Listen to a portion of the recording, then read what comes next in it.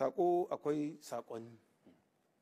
Na farko sako zuwa ga sojawa da sun kai tsayin daka, sun ka kare ƙasarsu duk da wannan wahala da rishin kayan aiki, amma yau ƙasarmu tana tsaye daren daƙam bisa kai ga ra'ayin tsaro. Mun sani akwai 'yan uwa masu wahala har yanzu waɗanda ake zowa a tare dukiyarsu, in sun yi sa'a a aza musu jangali a ce zakka. Mu Nijar ƙasa ce da addini fiye da shekara 1400 mun kasan addinin musulunci, ba yanzu ba wani ɗan shekara 20 ko 30 ko kai ko 100 zai zo ya ce zai koya ma 'yan Nijar addini don addinin da suke yi ba na gaske ba ne. Mun san wannan ƙirƙirar Faransa ce, suna da manufa da suke son su cimma. Muna da rahotanni da ke gwadin hakanan. Mun ba makahi ba ne. Abinda sun kai wata ƙasa sun ka ci nasara, insha Allah shiga masallacinmu mu ta da hannu da hannuwa duk 'yan ƙasanmu da ƙasashe aminai mu roƙi Allah ya kare mu da sherin masu sheri. Insha Allahu sherin nan nasu ba zai tasiri ba. Muna jinjina ma 'yan ƙasa da sun ka gane manuwa, sun ka yi tsayin daga duk da wahalar da suke ciki, sun ka ce ba su yarda ba. Abinda an ka yi ma ƙasanmu Nijar na cuta na walaƙaici ya ƙare. Ko yau tahiya ta tsaya, Nijar ba ta koma inda ta hito, ba shakka, sai dai ta ci gaba cikin arziki da wadata da rai da Allah insha Allah. Muna yi ma 'yan ƙasa godiya bisa kai ga wannan goyon baya da sun ka ba. Muna kiransu kuma su ci gaba da su da 'yan ƙasa na aminan arziki a ci gaba da roƙon Allah duk wani sheri Allah ya kauce mana shi. Muna godiya ga ƙasashen da sun ka kama muna tun shiganmu cikin wannan hali har zoke ga yau, har kuma gobe insha Allah. Wasu muna iya gayin sunansu, wasu ba mu iya gayin sunansu don mu sa musu cikin tsaka mai wuya, amma akwai su.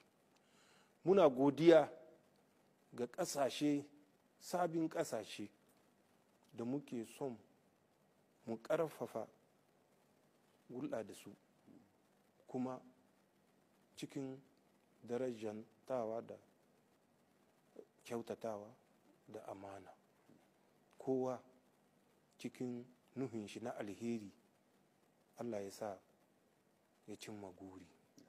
Ƙasashen nan da ke kama muna da waɗanda za su kama muna, amma kamawa ta daraja da mutuntawa, muna fata alheri gare su, kuma muna roƙon Allah gurin nan da mun kai, alƙawalin da mun ka ɗoka na sa 'yan ƙasa su shiga rayuwa ta wadata, mu hita cikin kuncin rayuwa, Allah ya kama muna mu cimma guri. Ka Allah ya ba mu ƙarfi da tunani da gurin cutar ƙasarmu Nijar. In wannan tunanin ya shigo muna, Allah ya kauce muna da shi. Wadda gobe mu tsaya gaban 'yan ƙasa mu ce musu alƙawalin da mun ka ɗoka, mun san akwai hatsari cikin shi, amma alƙawali ne da mun ka ɗoka don mun san Allah zai iya yi muna tambaya in ba mu cika shi ba.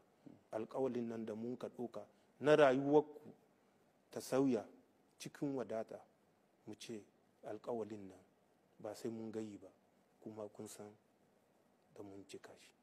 Allah ya sa. Allah ya ba mu nasara. Amin ya rabbi. Sojawanmu da farar fulanmu da 'yan ƙasanmu Nijar duka, mallamai, sarakunan gargajiya da ma'aikatan gwamnati da masu aikin kansu duka Allah ya samu cikin nasara. Amin ya rabbi. 'Yan kasuwa su san da muna cikin wani hali, gwamnati yana abin da yake iya yi, rayuwa ta zamanto ta zo da sauƙi don 'yan ƙasa su yi tsoron Allah su kama cikin wannan tahiya. Tunda abin da a haraji mun rage, hanya burtali mun ɗauki matakai. Yau tun wata da ya wuce 28 'yan burkina da 'yan nijar suna nan sun tsare hanya ana ta shigowa. 28 zoke yau wajen sati biyu sun yi mota 4,000 da sun ka shigo, da za su kawo abinci cikin ƙasa don a samu sauƙin rayuwa, don ka a samu kaɗannin abinci. Kenan 'yan kasuwa su dubi Allah, su san da kowa matsayin da Allah ya bashi, Allah ne ya bashi shi, radda ya yi niyya amsha sai ya amshi. Kuma in ka yi lalan unhanin da matsayin da ya baka, za ka zuwa ka tsaya gaban shi ya yi ma tambaya. To kai fata tambaya amsar da za ka bada ta zam amsa ce da za a karɓar ka da rahama. Shine muke kira ga 'yan kasuwa na Nijar. Muna godiya ga jama'a duka, muna yi muku godiya da kun ka ba mu dama mu kai wannan kira ga 'yan ƙasanmu Nijar, mu gayi abin da ke wakana, mu gayi abin da a gurinmu a gaba. Shine muke yi muku godiya. To madalla, mai girma shugaban ƙasa mun gode. Masu kallon mu da sauraron mu, kamar yadda kuka ji yadda wannan hira tamu ta kasance a ranar yau dinnan daga farko har ƙarshe, ire-iren matakan da majalisar ceton ƙasa ta ɗauka a ƙarƙashin jagorancin shugaban ƙasa, shugaban majalisar General da Brigade Abdurrahman Chani da kuma gwamnatin wucin gadi. Da fatan Allah maɗaukin sarki zai sa wannan tattaunawa ta yi tasiri, 'yan ƙasa su fahimce ta kuma su lakanci abin da ya kamata domin a yi riko da shi kuma a yi amfani da shi saboda ceton wannan ƙasa ta mu ta Nijar. A nan muka kawo ƙarshen wannan tattaunawa ta musamman, sai kuma a wani lokaci na gaba idan mai kowa mai komi ya yarda. Assalamu alaikum wa rahmatullah.